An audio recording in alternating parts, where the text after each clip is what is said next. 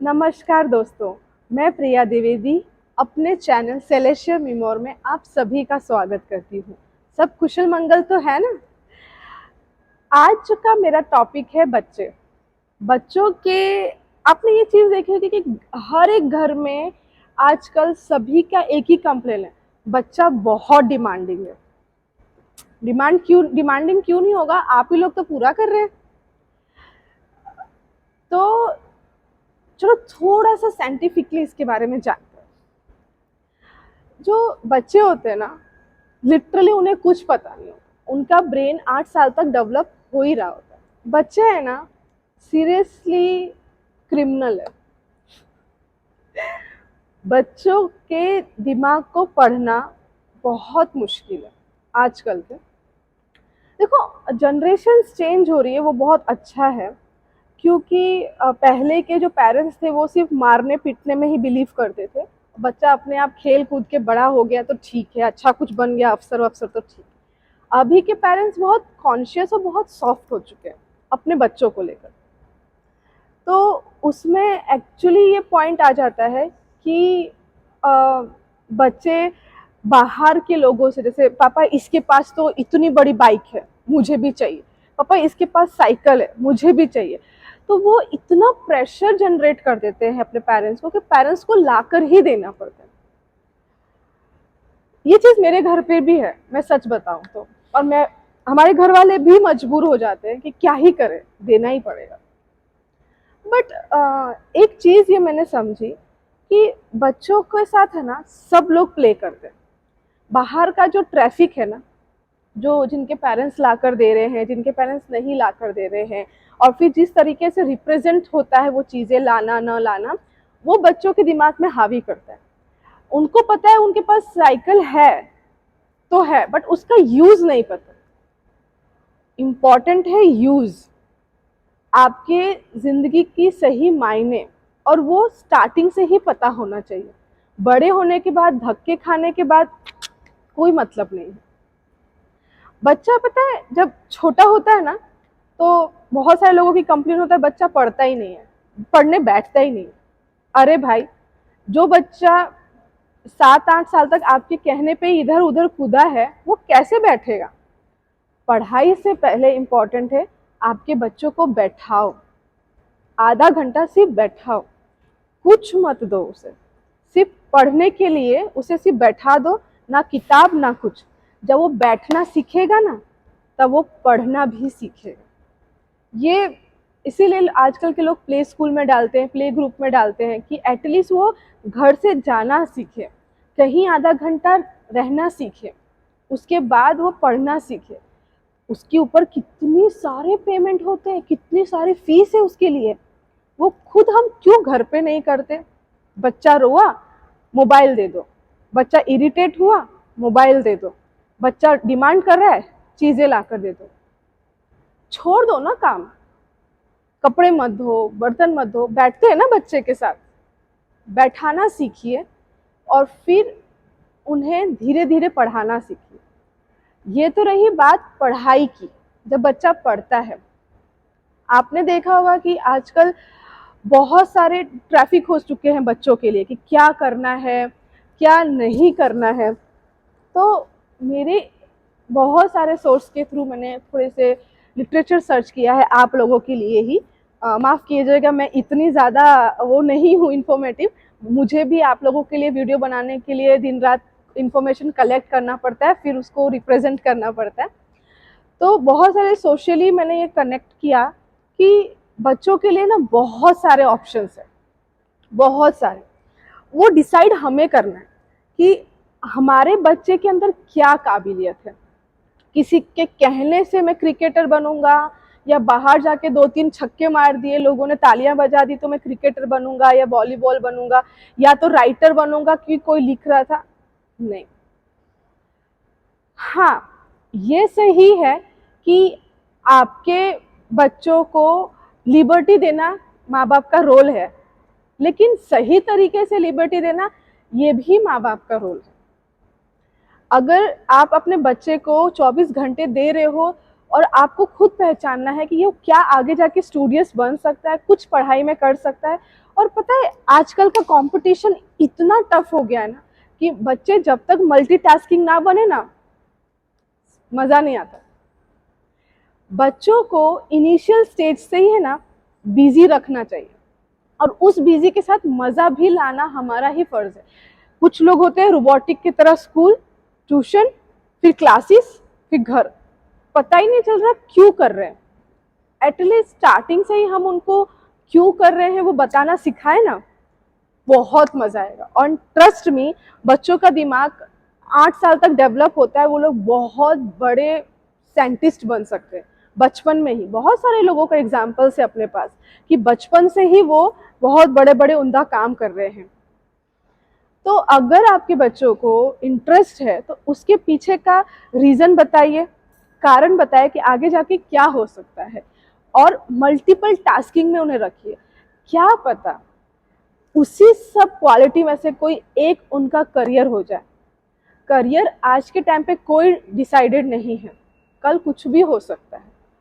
आपका बेटा या बेटी टैलेंटेड होगी या मल्टीटास्कर होंगे तो ही आजकल के कंपटीशन में सर्वाइवल है।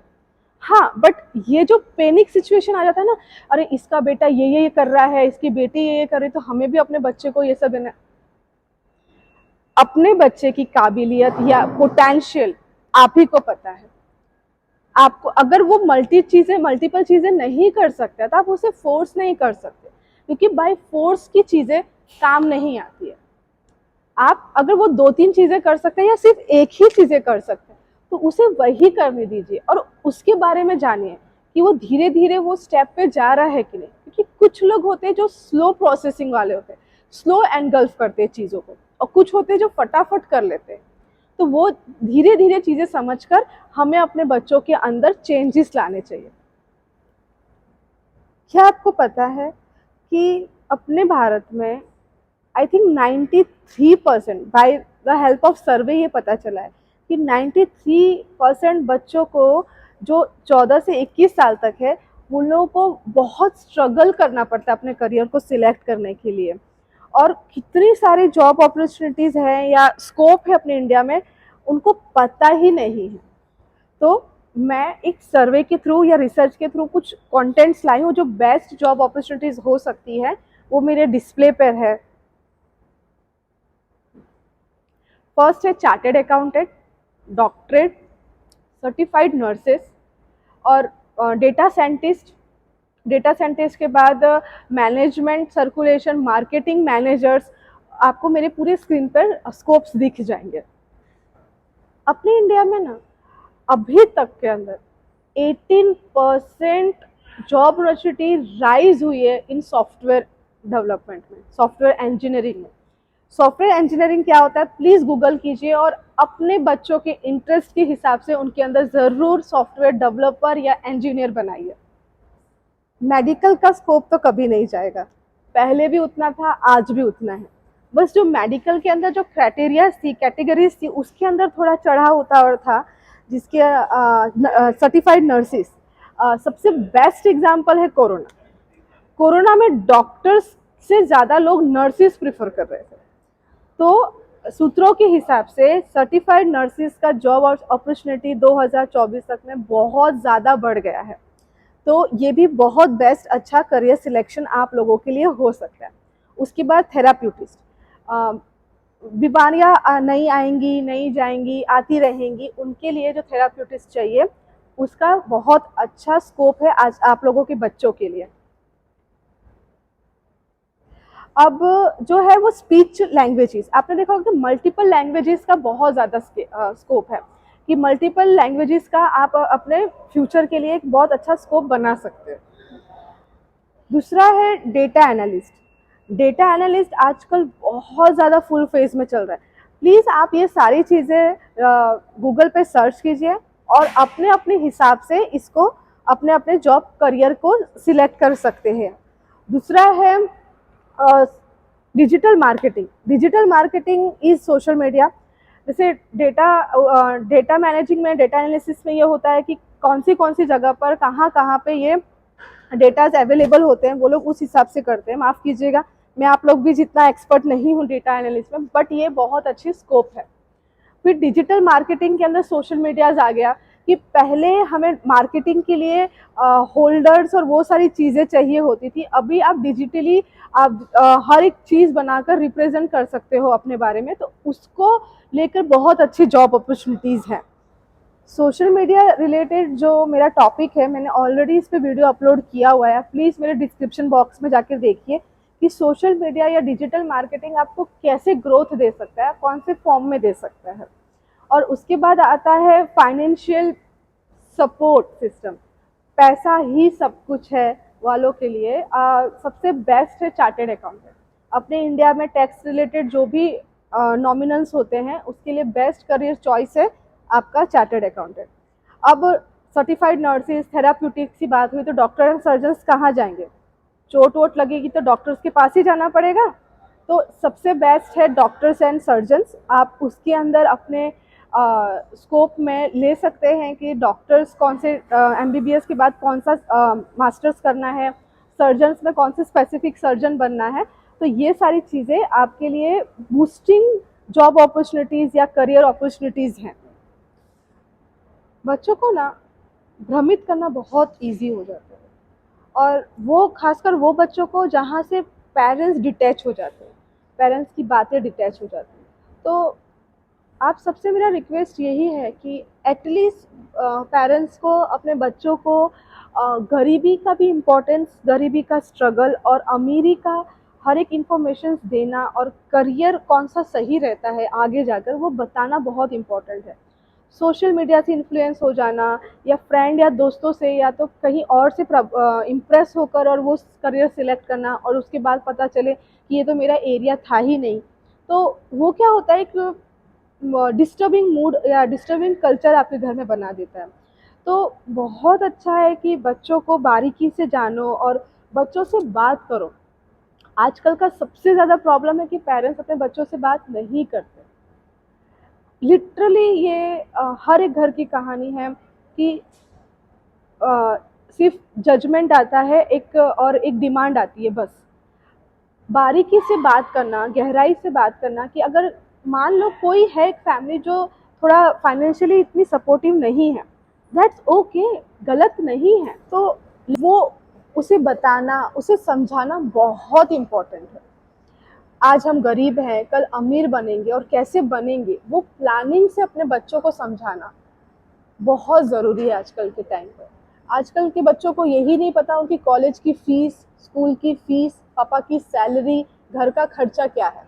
उनको उनका डिमांड और सोशल मीडिया प्रेशर है कि मेरे दोस्तों ने ये किया, सोशल पे ये ट्रेंड चल रहा है, तो वो डिमांड आ जाता है। सबसे बेहतर है अपने बच्चों को बारीकी से जानो, उनसे बात करो, उनके साथ टाइम स्पेंड करो और फिर उनके हिसाब का करियर सिलेक्ट करने से क्या होगा क्या नहीं होगा वो बात करिए। और ट्रस्ट में, ये दुनिया है, कौन सा करियर कब उछाल मारेगा किसी को कोई पता नहीं है।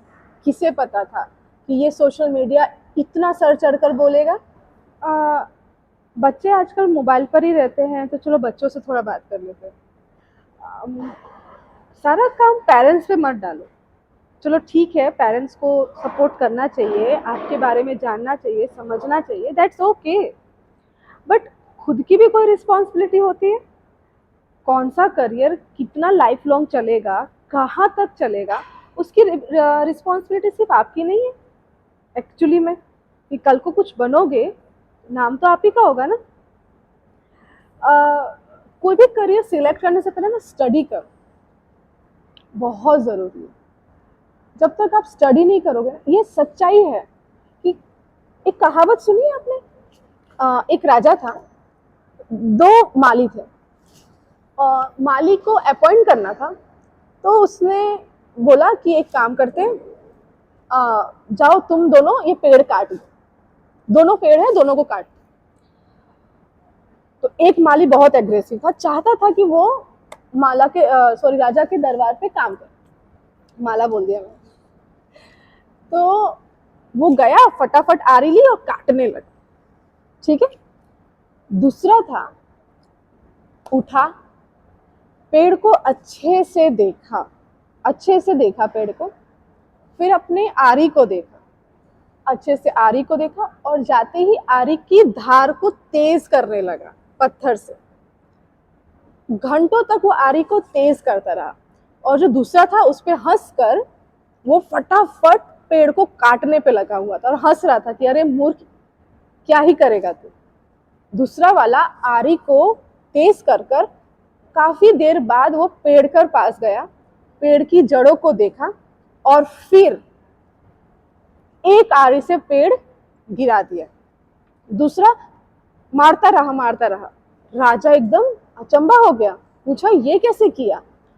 तो माली ने कहा कि किसी भी चीज को ना, या किसी कार्य को करने से पहले उसके बारे में जानना बहुत जरूरी है।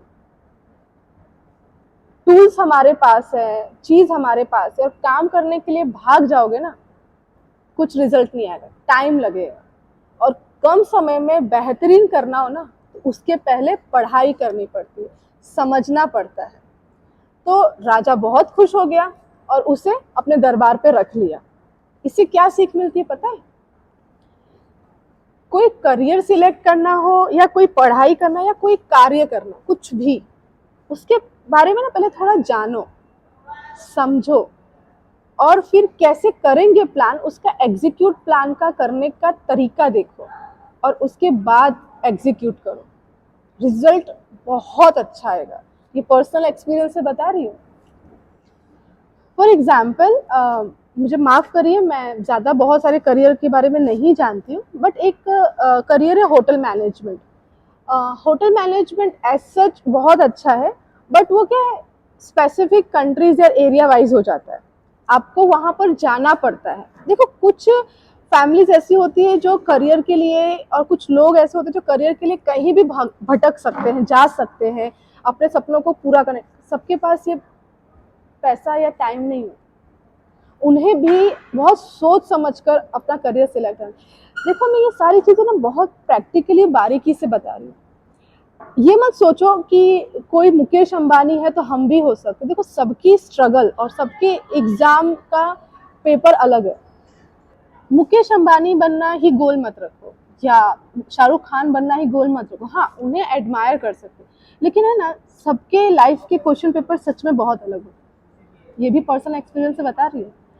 अगर होटल मैनेजमेंट कोई कर रहा है, हमें भी करना है, तो उसके पास शायद अपॉर्चुनिटी होगी बाहर जाने की, आउट ऑफ कंट्री जाने की, क्योंकि वो डिमांड इतना ज़्यादा नहीं है। क्योंकि अगर आप स्टार्ट करते हो तो होटल मैनेजमेंट के लिए बहुत सारे टूल्स चाहिए, खुद का होटल, खुद की लोकेशन, और अगर आप उसको एज अ जॉब अपॉर्चुनिटीज में देखते हैं तो इतना ज़्यादा ग्रिप और ग्रास्पिंग नहीं है वो। माफ़ कीजिए, ये मेरे पॉइंट ऑफ व्यूज़ हैं। आपके हिसाब से क्या पॉइंट ऑफ व्यू, प्लीज़ मुझे कमेंट सेक्शन में बताइएगा। और बहुत सारे जॉब अपॉर्चुनिटीज़ हैं जो आप बहुत सारे यूट्यूब पे ऐसे चैनल्स हैं जो आपको जॉब के, करियर के रिलेटेड आपको बताते हैं, गाइड करते हैं, तो प्लीज़ उस चैनल पे भी आप रिफ़र करिएगा। और अपना जो करियर है वो किस दिशा में ड्राइव करना है, उसका एक और ओनली सोल आपके पेरेंट्स और आप ही हैं, और सबसे ज़्यादा जिम्मेदारी आपकी खुद की है। आप सभी के सपोर्ट से मेरे 1000 सब्सक्राइबर पूरे हुए, तो प्लीज़ हमेशा से मुझे ऐसे ही प्यार दीजिए, और भी सब्सक्राइब और लाइक कीजिए। अगर आपको मेरा चैनल थोड़ा सा भी इंफॉर्मेटिव लगता है और आपके काम आ सके लगता है, तो प्लीज़ इसे ज़्यादा से ज़्यादा लोगों को शेयर करिए, और हमेशा अपना आशीर्वाद मुझ पर बनाए रखना। मैं प्रिया द्विवेदी, सेलेशियल मिम्योर से आप सभी को प्रणाम करती हूँ। थैंक यू, और अपना और अपनों का हमेशा ख्याल रखिए।